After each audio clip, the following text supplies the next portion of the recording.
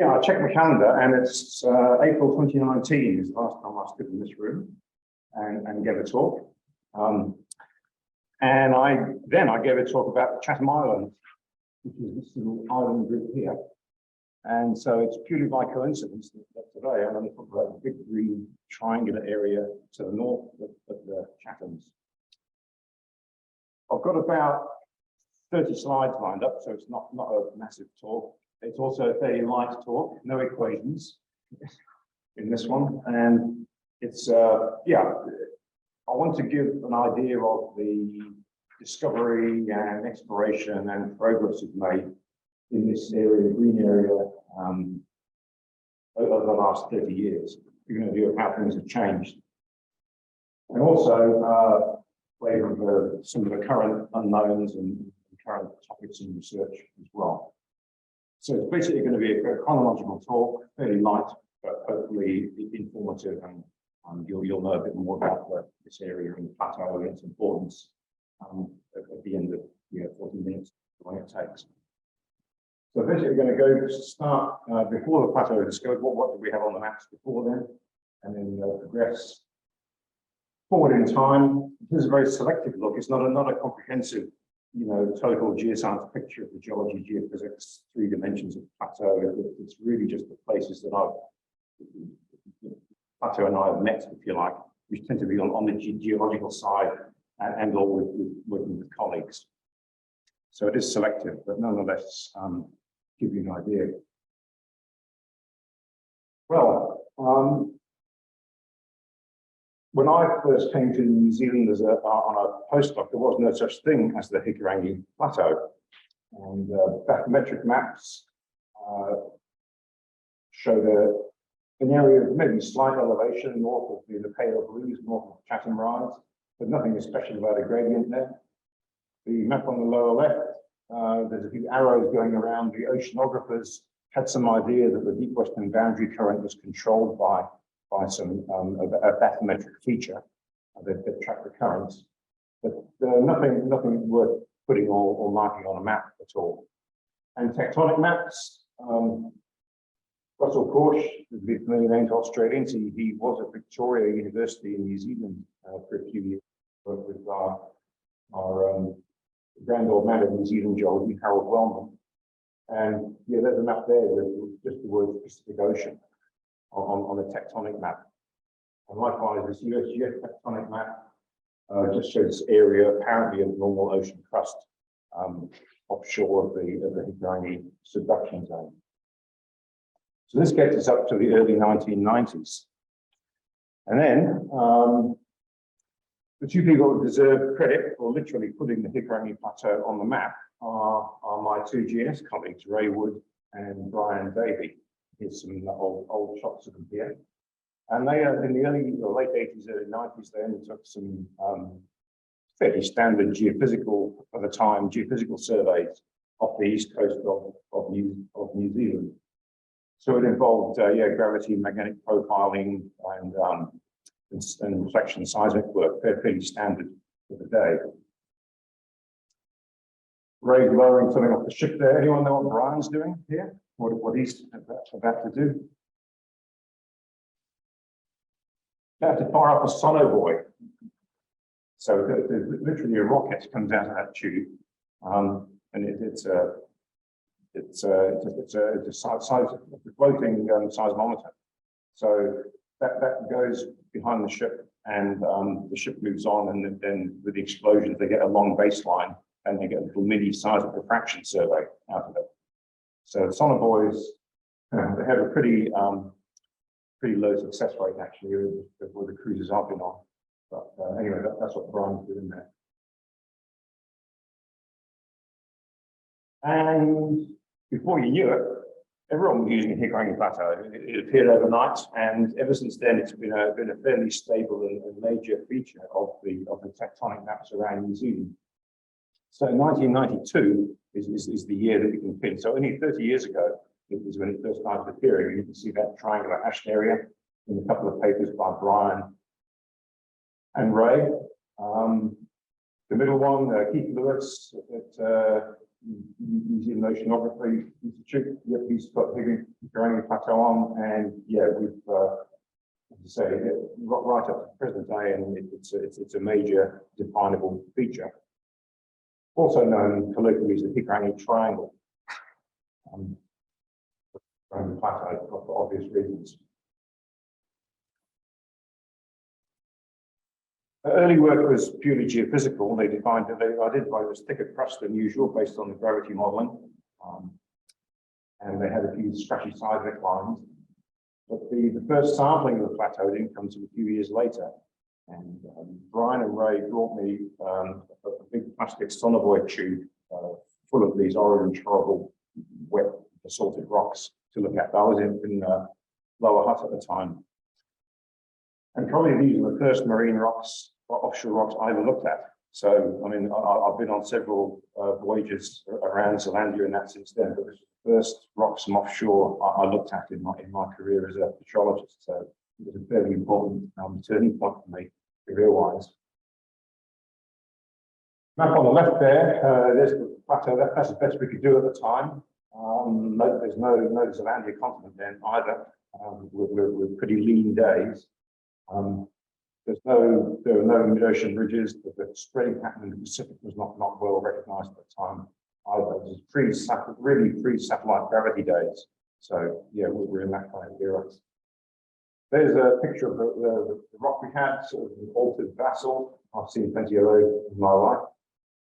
And Dave Parkinson and I wrote a little paper, and it all hinged on the fact that by then, from the Ontong Java Plateau and the Manihiki Plateau and the like, the petrologists have realized that the geochemistry of these large igneous provinces is basically a big, thicker part of the basalts than normal ocean crust. They still have the geochemistry of mid-ocean ridge basalt, but their isotopic signature was distinctly different. It was oceanic islands. So on the basis of diagrams like this, where the black and white points fit in the Ontong Java Plateau reference field, on the back of that we said, okay, this plateau is an oceanic large igneous province, not something else, not like a bit of thin continent or any other reason. So that was a bit more progress, and so much so that this book that Mike Coffin and Brian Mahoney produced in 1997, so much so that the Hikurangi Plateau made the front cover. There you can see it among all the other scrambled egg in the Western Pacific as a large igneous province. And there's various definitions of both oceanic and continental large igneous provinces there to look at as well. But up to this point, the Hikurangi Plateau was essentially undated. Basically just one good sample and several very altered samples on which to base that large igneous province interpretation. So was it really a large igneous province? Part of this, did it really belong on the book cover? So obviously what you need to do is to have a dredging cruise to go out and get some more rock samples. And a German colleague of mine, Kai Hörnli, from GEOMAR in Kiel, was very interested in this at the time, and so he put in a proposal and was successful to bring the Sonne, the old Sonne, to the Southwest Pacific to do some dredging. So where do you start a dredging cruise to collect rocks from east of New Zealand? Well, Sydney, of course. Here we are in Sydney in late 2002, about to depart. Just ship scheduling issue. So I had to fly to Australia, join the Germans, and we left Sydney in 3-day transit back across the Tasman and through Cook Strait to our work area. By this time, the Sonne had multi-beam bathymetry routinely. Prior to that, we kind of dredged blind really, or just used old seismic lines to help us get dredges. And it was a very successful voyage indeed, very productive, not just on the Hikurangi Plateau, but other volcanic rocks as well. And yeah, it really did, as I'll show you in a few slides' time, it gave us the information we wanted. Check track. And actually, well, for the time, ahead of themselves, they called the voyage name was Zealandia. It's not an acronym at all, but they called it Zealandia.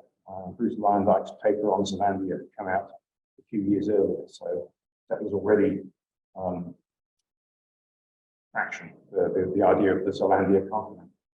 But this is the ship track. You can see we came back through the strait, zigzag north across the plateau, did some dredges in very deep water. I had like 9 kilometers of steel cable out the back on the drum, most impressive. It took hours, and it took almost 18 hours, I think, start to finish to wind out the cable, do the dredging, and then pull it back up from that deep scarp near the permanent trench there. And then they back their way back, and there was a lot of sampling of intraplate volcanics on the Chatham Rise that Kai was interested in. And anyone who's been to sea on a dredging trip will recognise this kind of picture. One thing that I was convinced of then and now is the Germans know how to build rock dredges. Unlike the cheap Australian ones, they don't get bent. They go. So we use one dredge for it was like 70, or one steel dredge bucket there for 70 dredges, which are pretty hard rocks. And here we are, one of the students beating away with a sledgehammer at the sort of things that we hauled up. So it's a crude but effective technique to do reconnaissance seafloor sampling. It's not as elegant or as expensive as drilling, but it gets the job done if you're in reconnaissance mode. And this site's fairly familiar to Maria and others who've been to sea as well. You dump the wet rocks on the bench, the soil on the rock, saw them up and figure out what you've got. And the end of the night shift, change of shifts. Something you'll never see on a ship today is an ashtray. But the Sonne at the time had beer and wine and smoking through the works. It was very indulgent, very German. And here's Kai Bentley, who's the cruise leader himself. With a barbecue on deck. A couple of those on the cruise as well. Oh yeah, something else very special. We were on the ship over Christmas and New Year. Of course, the Germans like these celebrations, so we had marvelous food, drink. That was quite special too. Also very unionised. So I think New Year's Day, nothing got done. We just had to go around doing multi-beam symmetry. The deckhands were not working on New Year's Day. So very, very productive cruise. And so this is what we ended up producing. So a lot more sample points. So the circles are all the sample sites that we dredged on the plateau, and the numbers which you may or may not be able to read at the ages we've got from argon dating. And the isotope geochemistry confirmed the large igneous province nature. But we actually have these first dates from the plateau. They're argon dates, which can be a bit negotiable, should we say, in terms of accuracy and precision. But that 118 of the year age is certainly well within the Cretaceous normal superchron, and it matches the Ontong, Java, and the Manihiki plateaus. There are a lot of seamounts built on the plateau that are kind of technically post-plateau, and they're a lot younger. They are more typical alkali basalts that you find throughout Zealandia, the sort of thing Ben Mather's been working on, and they had his chemistry. And it's a fact that to this day, we've never found any on-land equivalents of the plateau. It's not been abducted or scraped off or anything like that. It's always stayed out to sea and isolated out there. Although, of course, today it is subducting underneath the North Arm. It's an inherent part of our subduction zone out there. But it's not your average subduction zone because we're subducting a plateau, not normal ocean crust.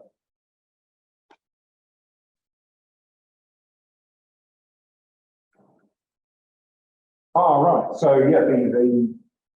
the biggest surprise of the cruise was that the first part we're on the plateau, battle. Back across the tip of the Chatham Rise, granite. That was the biggest, completely unexpected. But and we did the dating and geochemistry on this after 97 million year A-type granite, a rift-related granite. And this, for me, was a eureka moment in the Zealandia continent story, because Chatham Islands, for Zoom people, Chatham Islands, there's a schist basement there, so that's clear. We can relate that to New Zealand. We're 900 k's east of Christchurch there, but we go another 700 kilometers east again. So way out, for the time, we were way out in the Pacific Ocean, possibly off the continental shelf. And here we dredge a granite. So to this day, this is a nice red dot on all the Zealandia sample maps. It's right at the eastern extremity of Zealandia. And it was very timely because the New Zealand continental shelf program was underway at the same time as the Australian one. And so this was very important in giving us confidence that continental crust went all the way out there, and then there were various prolongation from it. So that was very important. Let me do a cartoon I printed off at the time on the 4th of January 2003. It was quite clear to me on board that the significance of this is going to expand the New Zealand continental shelf territory. All right, so just back taking stock again. So Taylor 2000, a picture from Taylor 2006. There's the Hikurangi Plateau, and by this time, the Osborne Trough has been put on the maps. People have gone separate cruises to that. So this is a fossil mid-ocean ridge that has symmetrically splits the Manihiki Plateau and Hikurangi Plateau. Got a very nice story. Not unexpected with hindsight, but it was, this is a pretty important discovery for the time. And there are also fracture zones and spreading systems between the Manihiki Plateau and the Ontong Java Plateau. And I think to this day, there's all sorts of continued discussions about the exact kinematics of that breakup. I think less so about the Hikurangi-Manihiki Plateau breakup. But the notion is that you wind it back together and you end up with a very large super province. So it's the whole is as large as some of its parts, but it adds up to a pretty impressive volcano-tectonic event in the Middle Cretaceous that we have here. And the seafloor spreading and split the thing apart. And yeah, as will become important in a couple of slides' time, Hikurangi Plateau has collided or docked in a fossil subduction setting against the Chatham Rise there, against what used to be the Gondwana margin. Ontong Java is only just starting to collide in the last, however many million years. I guess Tom New will sort out how many his work. And the Manihiki Plateau hasn't collided with anything that was still out in the Pacific. And I'm just going to touch on very briefly the third dimension, the deep structure of the plateau, was also being investigated. The continental shelf program has shot a number of these deep seismic reflection lines that image the fossil subduction zone and the deeper parts of the plateau. Gravity modeling here. And another thing is the subducted extent of the plateau, right? It hasn't just sort of touched and docked in that triangular shape. Part of it is going down the tube today underneath the east coast. And also part of it was subducted in this Cretaceous fossil subduction zone along the north edge of the Chatham Rise. And my two geophysical colleagues, Donna Abrahart-Phillips, who's a colleague of mine in Dunedin, and her retired colleague Martin Reynolds were instrumental in using, it is seismic tomography. It's fairly shallow, it's not deep mantle tomography, but they work bunch of numbers with the VP and the attenuation structure to define an extent of the Hikurangi Plateau under the North Island here. So the continuous green line is the Neogene subduction, the last 20 million years of subduction where the plateau has gone underneath New Zealand. And the dashed line here is the fossil Cretaceous extent. And somewhat provocatively, they've suggested that there's this finger that goes under the South Island, almost to Fiordland, that the plateau extends that far. I'm not 100% convinced about that, but it's a testable hypothesis, ultimately testable again. It's out there, and that's what we show on the Zealandia tectonic map as well.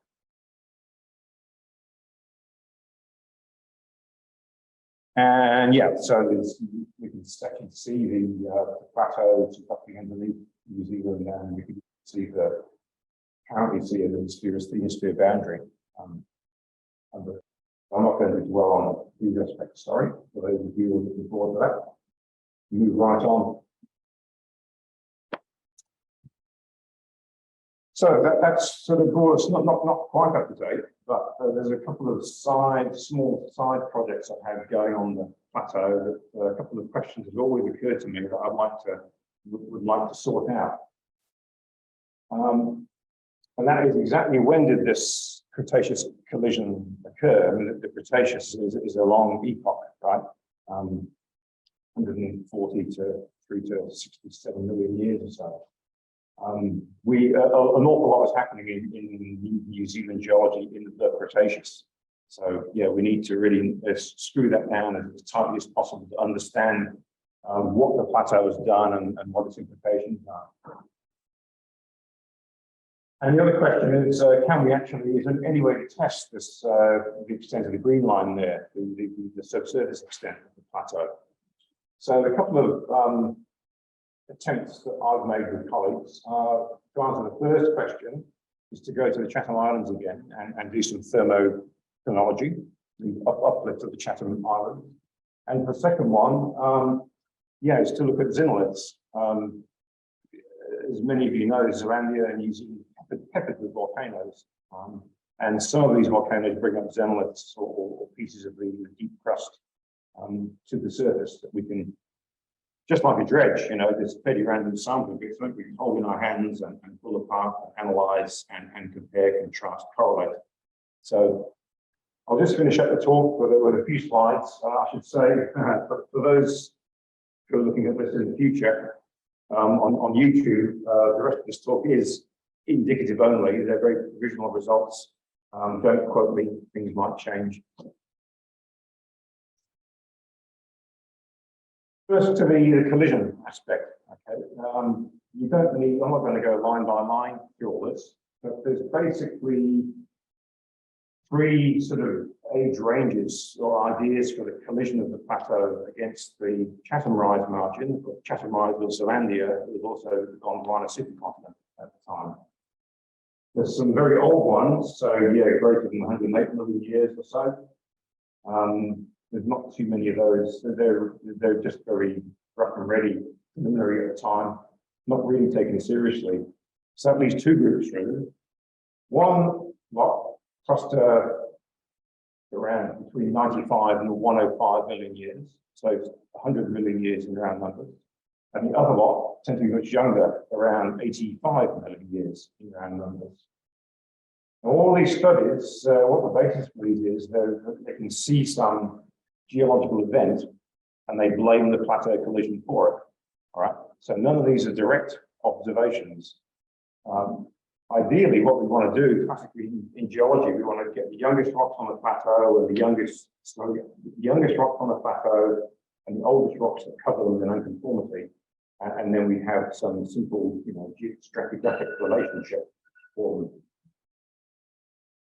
We can't do that, but the top line there, the base of the oldest rocks, they're not very well dated. There are no wells that penetrate the sequence we want, so we can't get that very precisely. So there's two camps really, 85 million years or 100-ish million years. So where we're going to go is Chatham Islands again. This is some schist, which is Chatham Schist. My colleague Hamish Campbell stepping over it. Another important person involved in this is this person. Anyone know who this is? Barry Conn. He's a thermochronologist from the University of Melbourne. So a few years ago, Barry and I published this diagram in a paper. He did some very preliminary thermochronology on the exhumation age of the Chatham Schist there. So The figure he came up with then was 108 plus or minus 11 million years. It's based on the details on this graph. It's basically a weighted average of the black crosses, okay? Different schist structural levels all gave about the same age, which say that it cooled really quickly and got exhumed really quickly and preserved all these ages together. So we published that, but at the time I said to Barry, that's no good to us. It's too imprecise, right? We can't really do anything with 108 plus or minus 11 because there's too much going on there. So can you do better? So to his credit, Barry did. And I'm going to see him next week in Melbourne. And we're going to talk about the new data he's got. So previously, he dated 9 grains from 4 samples for 108 million years. He's done an awful lot more work. And this time, he's seemingly got a more accurate and a more precise age for the exhumation, which is in round numbers 100 plus or minus 3. So this is good. It's a good result. Although once you've got it, you start, writing things that think, well, actually, it's a simple answer, but maybe the question is more complicated than you thought it would be. In essence, I mean, Brian and Ray back in the 1990s had the idea there that the Hikurangi Plateau is a buoyant, back in the Cretaceous, it would be young and hot and even more buoyant than it is today, feature that you partially subduct it, it jams, and then you exhume the Chatham Schist above it, and you cushion your wedge. But remember that irregular shape of the plateau now. Martin and Donna have got that finger going down into Fjordland. So it's not a simple straight, orthogonal collision like that. It could be oblique, diachronists. So what have we got? Well, I think that what we're leaning towards is, first of all, from my reading of the geodynamic literature, the response of the upper plate in the subduction area is very rapid to these kind of collisions. So we can say they're near instantaneous. Plus, we are in the Chatham Islands, we're a long way east. So we're away from all that finger, we're away from the New Zealand on-land complexity that everyone gets bogged down in. So we say we've got a fairly clear, clean, straight margin. The finger may have gone down the tube beforehand, but the age that we're getting, 100, dates the sort of toward the final cessation or the consolidation of the whole system. So that's probably the story we're heading towards, and see how we get to that.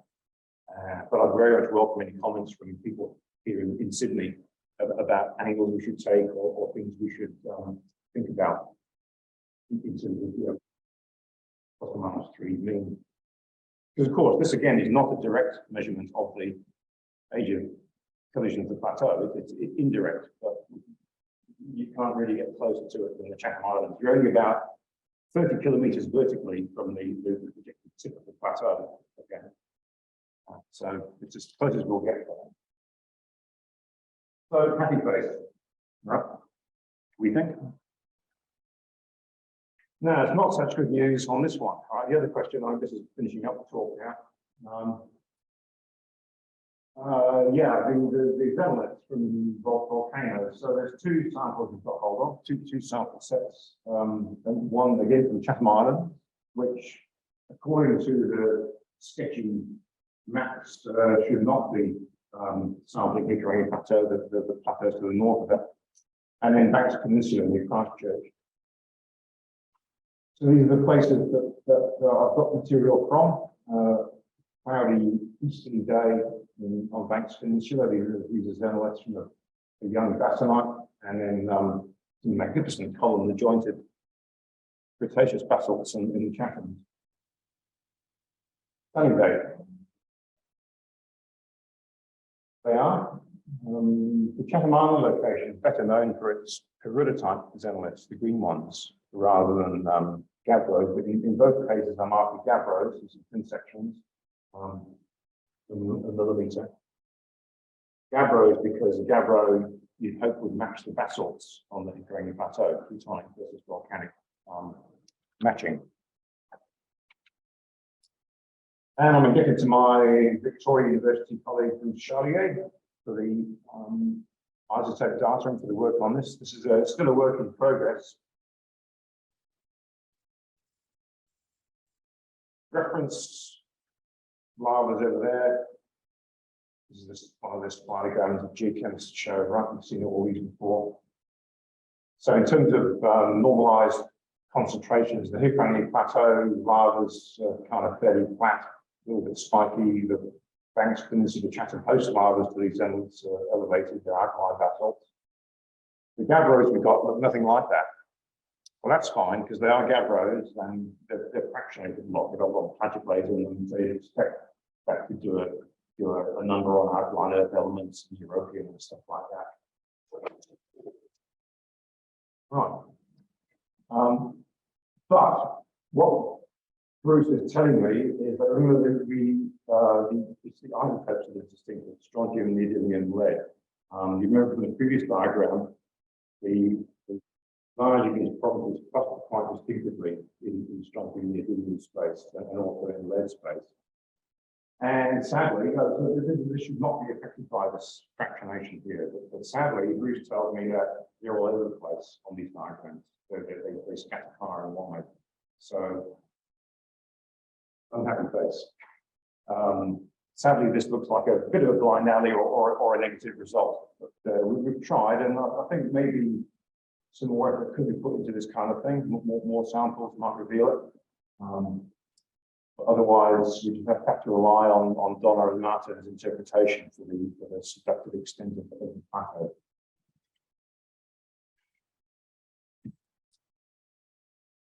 Well, this is the penultimate slide. The most recent Hikurangi Plateau action has not actually been on the plateau itself. It's been on the effects of the plateau. The plateau is subducting underneath the North Island. And my GNS colleague Robert Wallace was a co-chief on IEDP 375 in 2018. There were several legs done around New Zealand. And they're interested in the slope of earthquakes and the overall seismicity of the Hikurangi margin there. So as well as drilling into the Hikurangi wedge, they also drilled a couple of sites on the plateau, and they're particularly interested in the surface roughness of the plateau. So not so much its petrological content, but its roughness and also its petrophysical properties. So work ticks on, and Laura and colleagues have since, the little yellow lines there, have since done some, they hope to get the JR or even Chiku back to do some more drilling on the Hikurangi subduction margin. So there's still these new seismic data and site surveys going on the plateau. Back to that sums up the state of play or how we've progressed on the plateau. There never has been, from 30 years ago, a single GNS program or a team assembled to work on it. There never has been an operation Hikurangi Plateau that's gone on all that time.